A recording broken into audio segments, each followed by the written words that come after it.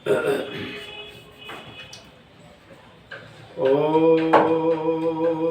विश्वानि देव सवितर्दूरितानि पराशुवे यद्भद्रं तन्ने आशुवे तू सर्वेश सकल सुखदाता शुद्ध स्वरूप विधाता है। उसके कष्ट नष्ट हो जाते शरण तेरी जो आता है।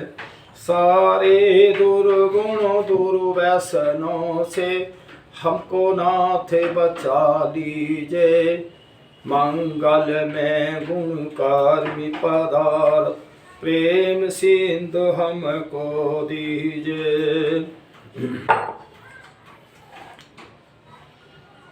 आज मैं आर्यवेद दर्शन पर मेरी चर्चा रहेगी कि भूमंडल आर्यव्रत में आर्य समाज विशाल संगठन राष्ट्र निर्माण मानव सेवा को संचालित करती आर्य समाज है। तो मैं आज ये चर्चाएं रखूंगा इसमें कि विश्व के अंदर आर्यव्रत देश में और ये आर्य समाजें कहाँ कहाँ कितना कार्य हमारे संगठन कर रहे हैं। देखिए, संसार में आर्य समाज ऐसा संगठन है जिसके द्वारा धर्म समाज और राष्ट्र तीनों के लिए अभूतपूर्व कार्य किए गए हैं। उनमें से कुछ इस प्रकार के कार्य हैं जिनकी आज मैं चर्चाएं रखूंगा। वेदों की परिचय, वेदों के संबंध में यह कहा जाता है कि वेद तो पाताल में चले गए। देखिए, कुछ तो यह बात व्यंग्यता सी भी लगती है कि पाताल में चले गए, लेकिन पाताल जो देश है इसको अमेरिका कहते हैं। हमारी वैदिक संस्कृति में इसका नाम पाताल देश है। तो यहाँ जब ढोंग पाखंड ज़्यादा बढ़ा तो विदेशी लोग जो वेदों को ले गए, उनका रिसर्च किया, इसलिए उनका विज्ञान आगे बढ़ा। फिर आता है महर्षि दयानंद के प्रयास पुनः लुप्त वेदों का परिचय समाज को हुआ और आर्य समाज ने उसे देश ही नहीं अपितु विदेशों में भी पहुँचाने का कार्य किया। आज अनेक देशों में वेद की ऋचाएँ गूंज रही हैं। हजारों विद्वान और आर्य समाज के माध्यम से और विदेश गए और भी प्रचार कार्य कर रहे हैं। आर्य समाज की यह समाज को अपने आप में एक बहुत बड़ी देन है। सबको पढ़ने का अधिकार है। इससे महर्षि दयानंद के आने से पहले स्त्री जाति को तो पढ़ने का अधिकार नहीं। कुछ ऐसे जो ढोंगी पाखंडी आज भी ये कह रहे हैं कि स्त्री जाति नहीं पढ़ने का अधिकार है, वेद मंत्र बोलने का अधिकार ना। देखो तो सही, गुरुकुलों में जाके कन्या विद्यालयों में जो संचालिकाएं कितने विद्वान हैं। ये धूर्त पाखंडी तो बिल्कुल भी नहीं हो सकते। तो इसलिए स्त्री शूद्र को पढ़ने का अधिकार और भी नहीं था। किंतु आज आर्य समाज के प्रयास से हजारों महिलाओं ने वेद पढ़कर ज्ञान प्राप्त किया और वे वेद की विद्वान हैं। इसी प्रकार आज बिना किसी जाति भेदभाव के कोई भी वेद पढ़ सकता है। यह आर्य समाज की ही देन है। कोई वेद पढ़े। और देखिए, कहीं जो वैसे थे ना ढोंगी पाखंडी स्वार्थी और या कहीं राज के उन्हें लालच रहे, उन्हें मनुष्य जाति को अलग अलग भागों में बांट रखा था। आर्य समाज कहते हैं मनुष्य जाति तो एक ही तो जाति है। ये हमारे वर्ण हैं, ब्राह्मण है, क्षत्रिय है, वैश्य है, शूद्र है। ये विद्या के आधार पे गुण कर्म स्वभाव के अनुसार वर्ण थे। कितने ही कुलों में जिनको हमने या पहले से शूद्र दर्शाया और शूद्र वर्ण में भी बहुत बड़े विद्वान हो गए। और जब विद्वान ब्राह्मण का बेटा पढ़ेगा नहीं तो वो भी शूद्र बन जाएगा। शूद्र कोई अलग जाति नहीं है, ये गुण कर्म स्वभाव है। सबको पढ़ने का अधिकार है, महिलाओं को पढ़ने का अधिकार है। इस प्रकार अब जातिवाद का अंत। आर्य समाज जन्म से जाति को नहीं मानता। और देखिए, समस्त मानव एक ही जाति के गुण हैं। एक ही जाति है मनुष्य जाति। गाय जाति अलग है, पशु जाति अलग है, पक्षी जाति अलग है, ये हैं जातियाँ। और जो मनुष्यों में जाति नहीं है, मनुष्यों में गुण कर्म स्वभाव हैं। तो इसी प्रकार आज बिना किसी जाति भेद के कोई भी मतलब पढ़ सकता है।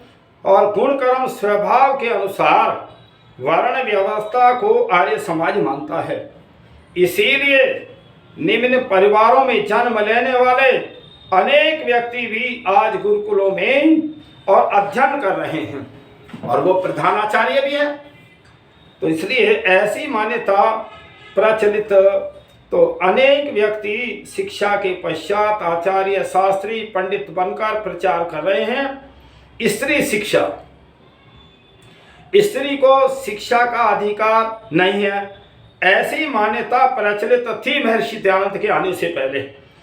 इसका खंडन किया ऋषि ने, और सबसे पहला कन्या विद्यालय आर्य समाज की ओर से प्रारंभ किया। और आज अनेक कन्या गुरुकुल आर्य समाज के द्वारा संचालित किए जा रहे हैं। सबसे पहले आया है कि अगर भाई विदुषी माताएं होंगी, विदुषी लड़कियां होंगी, तो उत्तम वो अपनी संतानों को भी अच्छी शिक्षा देंगी, क्योंकि पहला गुरु तो माई होती है। फिर आता है विधवा विवाह। महर्षि दयानंद के पूर्व विधवा समाज के लिए एक अपशकुन समझा जाता था। अपशकुन के सती प्रथा इसी का कारण था कि आर्य समाज ने इस कुरीति का विरोध किया तथा विधवा विवाह को मान्यता दिलवाने का प्रयास किया। ऋषि दयानंद के आने से पहले किसी अगर स्त्री का पति मर गया तो वो उसको जिंदा ही जला दिया जाता था, या वो विधवापन काटती थी। तो ऋषि ने तो कहा कि भाई ये हम पुनर्विवाह कर सकते हैं, ऐसी कोई बात नहीं है, पुरुष भी कर सकता है, स्त्री भी कर सकती है।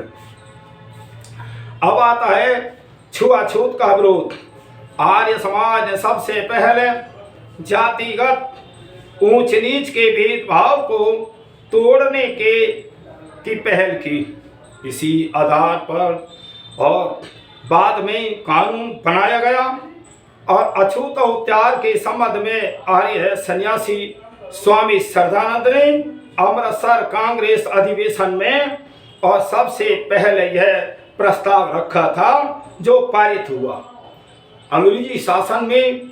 और जब सबसे पहले प्रस्ताव स्वामी श्रद्धानंद ने रखा, राष्ट्र चिंतन परतंत्र भारत को आजाद कराने में महर्षि दयानंद को प्रथम राष्ट्र प्रोधा कहा गया है। सन 1857 के समय से ही महर्षि ने अंग्रेज शासन के विरुद्ध जन जागरण प्रारंभ कर दिया था। और सन 1870 में लाहौर में विदेशी कपड़ों की होली जलाई गई। स्टाम्प ड्यूटी व नमक के विरुद्ध आंदोलन छेड़ा। परिणाम स्वरूप आर्य समाज के अनेक कार्यकर्ताओं व नेताओं स्वतंत्रता संग्राम में और देश को आज़ाद करवाने के लिए कूद पड़े। तो ये किसका काम था आज़ादी दिलाना? ये महर्षि देवदान आर्यों का बलिदान था, आर्यों का कार्य था। स्वतंत्रता आंदोलनकारियों के सर्वेक्षण के अनुसार स्वतंत्रता के लिए 80% व्यक्ति आर्य समाज के माध्यम से आए थे। और इसी बात को कांग्रेस के इतिहास में और डॉक्टर पट्टाभी सीतारमैया ने भी लिखी है कि लाला लाजपत राय, पंडित राम प्रसाद बिस्मिल, शहीद आजम भगत सिंह, श्याम जी कृष्ण वर्मा और मदन लाल ढींगरा, वीर सावरकर आदि के राजनीतिक गुरु गोपाल आचार्य गोखले आदि बहुत से नाम हैं। तो ये सारे जो है बहुत नाम तो लिए ही नहीं जा सकते। जब देश की आज़ादी में और देश आज़ाद होने तक कितने ही लाखों लोगों का बलिदान हुआ था। गुरुकुल सनातन धर्म की शिक्षा व संस्कृति के ज्ञान केंद्र गुरुकुल थे। पर्याय गुरुकुल परंपरा लुप्त हो चुकी थी। आर्य समाज ने पुनः उसे और प्रारंभ किया। आज सैकड़ों क्या हजारों गुरुकुल देश व विदेश में हैं। ये किसकी देन है? यह आर्य समाज की देन है। फिर गौ रक्षा अभियान ब्रिटिश शासन के समय में ही महर्षि दयानंद ने और गाय को राष्ट्रीय पशु घोषित करने व गौवध पर पाबंदी लगाने का प्रयास प्रारंभ कर दिया था। गौकरुणा निधि नामक पुस्तक लिखकर गौवंश के महत्व को बताया। महर्षि दयानंद ने गौ रक्षा को एक अध्ययन उपयोगी और राष्ट्र के लिए लाभदायक पशु मानकर उसकी रक्षा व संदेश दिया। ब्रिटिश राज के उच्च अधिकारी से चर्चा की। 3 करोड़ व्यक्तियों के हस्ताक्षर गौवध के और विरोध में करवाने का कार्य प्रारंभ किया। गौकरुणा निधि पुस्तक नामक लिखी, जिसमें गाय के अनेक लाभों को दर्शाया गया और गौ हत्या के में विरोध और कई आंदोलन आर्य समाज ने किए। आज गौ रक्षा हेतु लाखों गाय पालन आर्य समाज द्वारा संचालित गौशालाओं में हो रहा है। हिंदी प्रोत्साहन स्वामी दयानंद सरस्वती ने राष्ट्र को एक सूत्र सर्वप्रथम प्रयास किया। महर्षि दयानंद ने राष्ट्र तो जो आर्यव्रत देश है, भूमंडल है, पूरा हमारा राष्ट्र आर्यों का। ऋषि दयानंद ने कहा कि एक विचार, एक भाषा, एक पूजा पद्धति जब तक एक न होगी तब तक सबके समान विचार नहीं हो सकते। उसका प्रत्यक्ष उदाहरण है हिंदी भाषी प्रदेशों में या विदेशों में जहाँ जहाँ आर्य समाज है वहाँ हिंदी का प्रचार है। तो देखिए, एक बात सुनो, कई लोगों को हिंदी से नफरत होती है या संस्कृत से नफरत है। जितने विश्व की भाषाएं बोली जाती हैं, हजारों प्रकार की भाषाएं, या आज जो है अंग्रेजी का बोलबाला अधिक है। तो मैं ये बताना चाहता हूँ, ठीक है, इस भूमंडल पे अंग्रेजी का है बोलबाला, लेकिन मेरी मृत्यु के बाद में और ऐसी अनेकों दुनिया कहीं और जब जन्म होगा तो क्या वहाँ भी अंग्रेजी होगी? फिर मैं बताता हूँ दुनिया वालों, अगर ये संस्कृत भाषा, हिंदी भाषा, ईश्वरीय कृत भाषा, ये सबको ही अपनानी चाहिए और भाषाएं छोड़ के हिंदी और संस्कृत का ही सम्मान करना चाहिए। वेदों के अंदर वेद लिखे गए संस्कृत में लिखे गए और जो वेद है वो ईश्वरीय वाणी है, ईश्वर का ज्ञान है। अब आता है यज्ञ। सनातन धर्म में यज्ञ को बहुत महत्व दिया है और जितने शुभ कर्म होते हैं और उनमें यज्ञ अवश्य किया जाता है। यज्ञ शुद्ध पवित्र और सामग्री व वेद के मंत्र बोलकर करने का विधान है, किंतु यज्ञ का स्वरूप बिगाड़ दिया गया है। यज्ञ में हिंसा हो रही है, कहीं बलि दी जा रही है। सबको यज्ञ करने का अधिकार दिया। वेद मंत्रों के स्थान पर दोहे श्लोकों से और यज्ञ किया जाता है, तो ये जो है कुप्रथाएं हैं, ये वेद के विरुद्ध हैं। यज्ञ का महत्व भूल चुके थे। ऐसी स्थिति में यज्ञ के सनातन स्वरूप को पुनः आर्य समाज ने स्थापित किया, जन जन तक उसका प्रचार किया और लाखों व्यक्ति नित्य हवन करने लगे प्रत्येक आर्य समाज में, और जिनकी हजारों में संख्या लाखों में है, सभी में यज्ञ करना आवश्यक है। ये हम आर्यों का एक धर्म और कर्तव्य है कि पहले जो भी कार्य होते हैं हमारे यज्ञ से प्रारंभ होते हैं। इस प्रकार यज्ञ के स्वरूप और उसकी सही विधि व लाभों से आर्य समाज ने ही सबको अवगत कराया है। देखिए आर्य समाज का काम कितना है। लोग तो वैसे ही आर्य समाज की आलोचना और करते हैं। अब आता है शुद्धि संस्कार व सनातन धर्म रक्षा। सनातन धर्म से दूर हो गए और अनेक हिंदुओं को पुनः शुद्धि कर सनातन धर्म में प्रवेश देने का कार्य आर्य समाज ने ही प्रारंभ किया। देखिए, सनातन कहते हैं जो सदा से चलाया, और सदा से जो चलाया है वो वैदिक धर्म है, जब से ये दुनिया बनी है तभी से वो। तो यह इसी प्रकार अनेक भाई बहन जो किसी अन्य संप्रदाय में जन्मे, यदि वे सनातन धर्म में आना चाहते थे तो कोई व्यवस्था नहीं थी, किंतु आर्य समाज ने उन्हें शुद्ध कर सनातन धर्म में दीक्षा दी। यह आर्य समाज ने ही करके दिखलाया। इससे करोड़ों व्यक्ति आज विधर्मी होने से बचे हैं, और सनातन धर्म का प्रहरी जब जब सनातन धर्म पर कोई भी आक्षेप लगाएगा तो महापुरुषों पर किसी ने कीचड़ उछाला, तो ऐसे विधर्मियों को आर्य समाज ने ही जवाब देकर चुप किया। आर्य समाजों के आर्यों के बहुत उपकार हैं इस भारतवर्ष का दुनिया में। हजारों शास्त्रार्थ आर्य समाज ने सनातन धर्म की शुद्धता के लिए किए, और हैदराबाद निजाम ने सांप्रदायिक कट्टरता के कारण हिंदू मान्यताओं पर और 16 प्रतिबंध लगाए थे। देखिए, ये आज़ादी से पहले जब निजाम अपनी सत्ता नहीं छोड़ रहा था तो 16 कानून और हिंदुओं पर बनाए थे, और जिनमें धार्मिक और पारिवारिक सामाजिक रीति रिवाज सम्मिलित थे। सन 1937 में 15,000 से अधिक आर्य वे उसके सहयोगी जेल गए और तीव्र आंदोलन किया, और कई शहीद हो गए। निजाम ने घबराकर सभी पाबंदियां उठा ली गईं। जिन व्यक्तियों ने आर्य समाज के द्वारा चलाए आंदोलन में भाग लिया कारागार गए, और उन्हें भारत शासन द्वारा स्वतंत्रता संग्राम पे सेनानियों को की भांति और सम्मान देकर पेंशन भी दी गई। तो देखिए, उनको बहुत, अगर कहीं आज़ादी में बलिदानी हुए तो ये आर्य लोग हुए हैं। इनकी विचारधारा में ही देश को आज़ादी दिलाई। सन 1983 में दक्षिण भारत मीनाक्षीपुरम में पूरे गांव को मुस्लिम बना दिया था और शिव मंदिर को मस्जिद बना दिया था।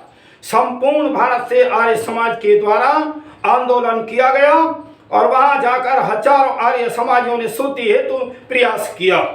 पुनः सनातन धर्म में सभी को दीक्षित किया और मंदिर की पुनः स्थापना की। ये किसका काम है? महर्षि दयानंद के शिष्यों का, आर्य समाज का।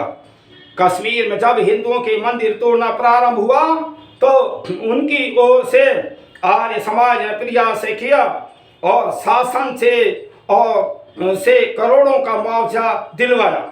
ऐसे अनेक कार्य हैं जिनमें आर्य समाज सनातन धर्म की रक्षा के लिए आगे आया और संघर्ष किया, बलिदान भी दिया। इस प्रकार आर्य समाज सनातन धर्म रक्षक, मानव मात्र की उन्नति करने वाला संगठन है, जिसका उद्देश्य शारीरिक, आत्मिक और सामाजिक उन्नति करना है। वह अपनी ही उन्नति से संतुष्ट न रहकर सबकी उन्नति में अपनी उन्नति मानता है। तो इसीलिए आर्य समाज के द्वारा चलाए गए और व्यक्ति, परिवार, समाज, राष्ट्र उत्थान के इस आंदोलन में आप भी उसके सहयोगी बने। आर्य समाज मानव मात्र का हितैषी है और इससे दूरी न रखें, अन्यथा अगर आर्य समाज में नहीं जुड़े, आर्य समाज से दूरी रखी, ए विश्व के लोगों, मैं सभी को एक चेतावनी दे रहा हूं। जिन्हें फिक्र है जख्म की, उन्हें कातिल समझते हैं और फिर तो ये जख्म कभी ठीक हो नहीं सकता। तो इसलिए विचार करो, आर्य समाज न होता तो वेदों का मान कहाँ होता और सब कुछ होता, लेकिन हिंदुस्तान नहीं होता। किसकी देन है? ये आर्य समाज महर्षि दयानंद की देन है। फिर का धर्म कर्म की गजियां अपनी अपनी राहों पर जाती हैं और राहें भिन्न हों तो मंजिल दूर रह जाती है। कर्म महान न हो तो कर्ता कभी महान नहीं होता, और सब कुछ होता लेकिन हिंदुस्तान नहीं होता। ऋषि दयानंद की देन है, आर्यों की देन है। आर्यों ने यह प्रयास करके और ये सब कार्य किया। अब मैं ये बताना चाहता हूँ कि आर्य समाज के संगठन सारे विश्व के हमारे कहाँ कहाँ कार्य कर रहे हैं और कितना कितना कार्य कर रहे हैं। आप इसी से अनुमान लगाएंगे आर्य समाज कितना काम कर रहा है। मैं कह रहा हूँ ये विश्व के लोगों, जहाँ अच्छाइयाँ होती हों, अच्छे कार्य होते हों, सारे राष्ट्र के लिए अच्छा हो, समाज के लिए, सारे विश्व के लिए, उस संगठन में जुड़ना चाहिए। यहाँ कोई किसी के लिए प्रतिबंध नहीं है कि कोई हमें हिंदू ही आएगा या मुसलमान नहीं आ सकता, ईसाई नहीं आ सकता, सिख नहीं आ सकता। भाई आर्य तो हम सभी के लिए हम आमंत्रित करते हैं। और आर्यव्रत तो सारा भूमंडल आर्यव्रत ही था पहले प्राचीन में। परमपिता परमात्मा ने जब इस विश्व को बनाया तो तब इस विश्व का, इस भूमंडल का नाम ही आर्यव्रत रखा। और इसके में बसने वाले, रहने वाले सबसे प्रथम जिनका जन्म हुआ वे आर्य थे, ऋषि थे, सन्यासी थे, मुनि थे। अब मैं ये बताना चाहता हूँ कि आर्य समाज के कार्य संपूर्ण विश्व में और स्थापित 10,000 आर्य समाज मंदिर हैं। सारे विश्व के अंदर कम काम नहीं हो रहा। 10,000 नंबर 2। और मानव निर्माण हेतु संचालित डीएवी और सहित 2500 विद्यालय महाविद्यालयों का संचालन है।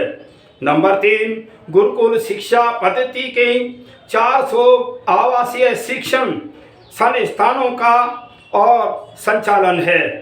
नंबर 4, लगभग 20,000 निराश्रित बच्चों के उज्जवल भविष्य हेतु और अनाथालय, बाल आश्रम, पालन पोषण, शिक्षा की व्यवस्था है। देखिए ये सारा कार्य कोई हमें सरकार से थोड़ी सहयोग मिल रहा है या कहीं से वो नहीं मिल रहा, लेकिन हम तो भाई अपने आपस के दान से और उससे सहयोग से करते हैं।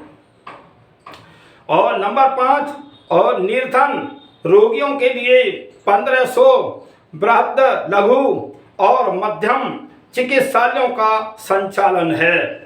आर्य समाज कितना कार्य कर रहा है। और देखिए इन कार्यों में कोई हमारा अपना व्यक्तिगत स्वार्थ नहीं होता। हम तो धर्मार्थ कार्य करते हैं, निस्वार्थ भाव से कार्य करते हैं, लोगों को प्रेरणा देते हैं, लोगों को ज्ञान देते हैं और विश्व के अंदर शांति आए, ये हम सब आर्यों का उद्देश्य होता है। और नंबर 6, सारे देश में सैकड़ों, हजारों और गौशालाओं का संचालन है।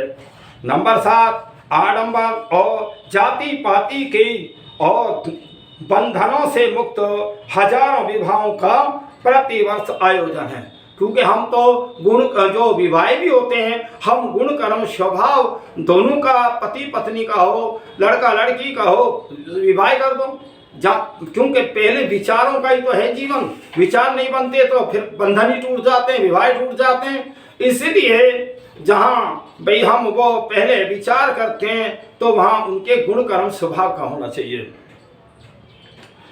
नंबर 8, नौजवानों के शारीरिक विकास के लिए आर्यवीर दल द्वारा हजारों और व्यायामशालाओं का संचालन है। हम ये चाहते हैं कि नौजवान मजबूत हो, नौजवान में कोई बुराई ना हो, नौजवान जो है और धार्मिक हो और पुरुषार्थी हो, तो सारे जो संसार के कार्य ठीक चलेंगे। फिर आता है कि नंबर 9, नैतिक शिक्षा, शारीरिक शिक्षा के हजारों आवासीय शिविरों का हर वर्ष आयोजन होता है। हमारे तो जो आर्यवीर दल हैं, जितने भी हमारे भजनोपदेशक हैं, आर्य हैं, सन्यासी हैं, जो भी विद्वान हैं, चाहे पंडित हैं और जो संस्कार करने वाले हैं, सभी वो आचरण पे और मनुष्य को ठीक बनाना, उज्ज्वलता बनाना, उन पे अच्छे संस्कार देना प्रत्येक आर्य का कर्तव्य है। और नंबर 10, ब्रजवासी क्षेत्रों में ब्रजवासी क्षेत्रों में विद्यालयों, छात्रावासों एवं बालवाड़ियों का और संचालन हजारों वनवासी बच्चों को शिक्षा और सिविल सर्विसेज की तैयारियों के लिए प्रतिभावान छात्रों की निःशुल्क कोचिंग और भोजन एवं आवश्यक व्यवस्था है। जो हमारे गुरुकुल चलते हैं उनमें भोजन और सारी जो है उनमें निःशुल्क होता है और उनमें गाय का दूध वगैरह बच्चों को देते हैं, व्यायाम कराते हैं, सुबह उठाते हैं और ईश्वर भक्ति और यज्ञ हवन और अच्छी नैतिक शिक्षा और सारे वेदों को पढ़ा करके अच्छे नौजवान तैयार होते हैं। आप जिनको भी चाहें कोई भी एडमिशन ले सकता है। अब एडमिशन गुरुकुलों में चल रहे हैं और किसी के लिए कोई प्रतिबंध नहीं है।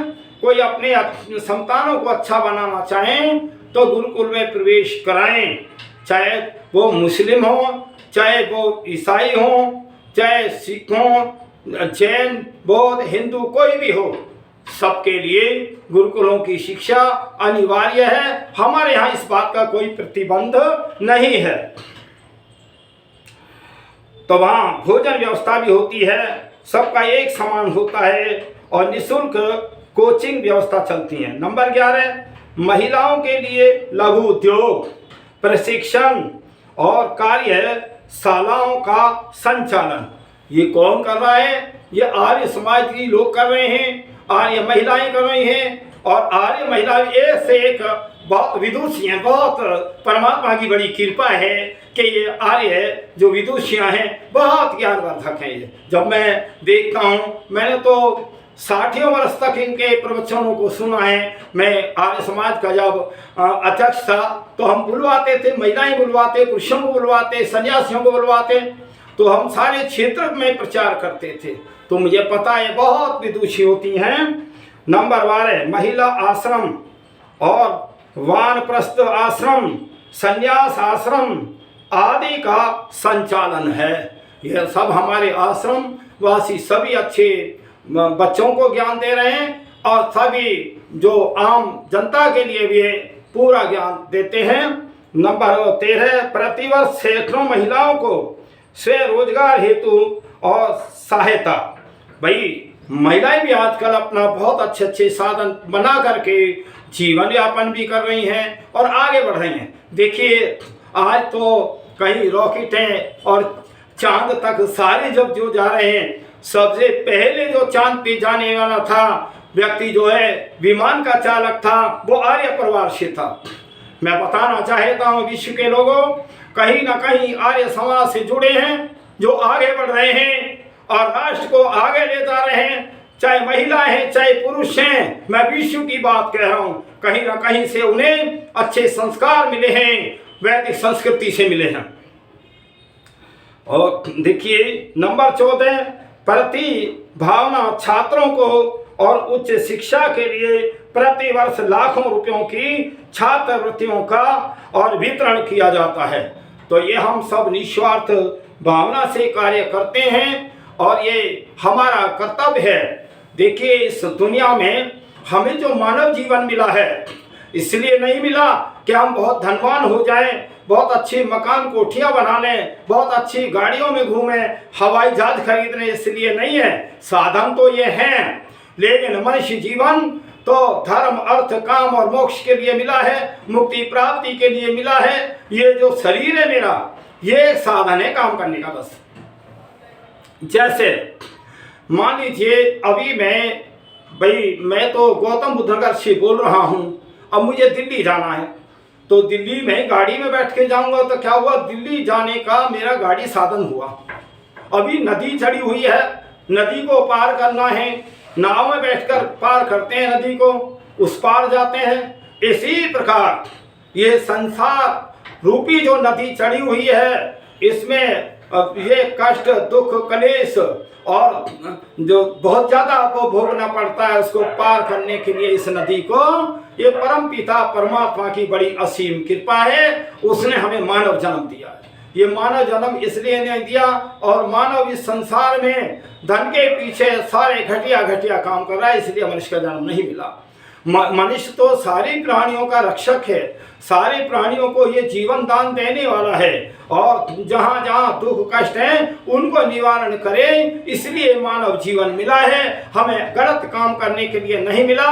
मनुष्य जीवन ये कर्म योनि है। मनुष्य शरीर, मनुष्य को छोड़कर जितने संसार की प्राणियां हैं, जितनी संसार की योनियां हैं, वो भोग रही हैं अपने किए कर्मों का, उन्हें फल भोग रही हैं। आप ऐसे ही मान लो, आप किसी के साथ गलत व्यवहार करेंगे तो आपको निश्चित ही कर्मों का फल मिलेगा, आपको फिर मनुष्य योनि का जन्म नहीं मिलेगा।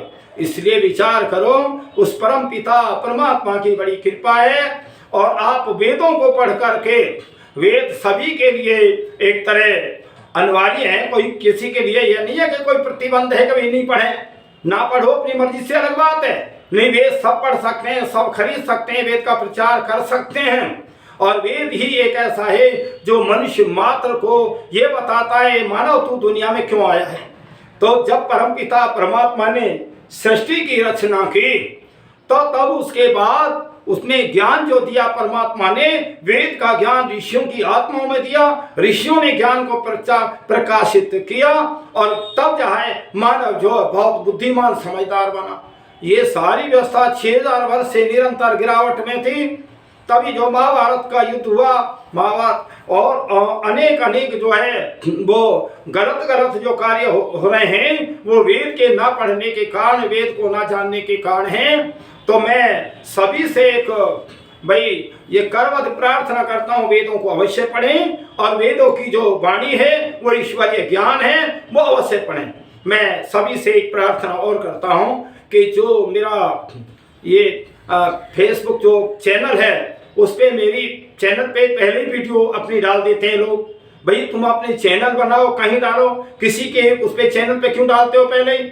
इसलिए इससे मुझे जो मैं वीडियो बनाता हूँ उसमें मुझे एक नुकसान होता है लोगों में ज्ञान देने के। पहले मेरी वीडियो देखोगे, उसकी वीडियो देखी जाएगी तो मेरी कौन देखेगा। इसलिए ऐसी गलतियाँ ना करें। मैं ओम शम।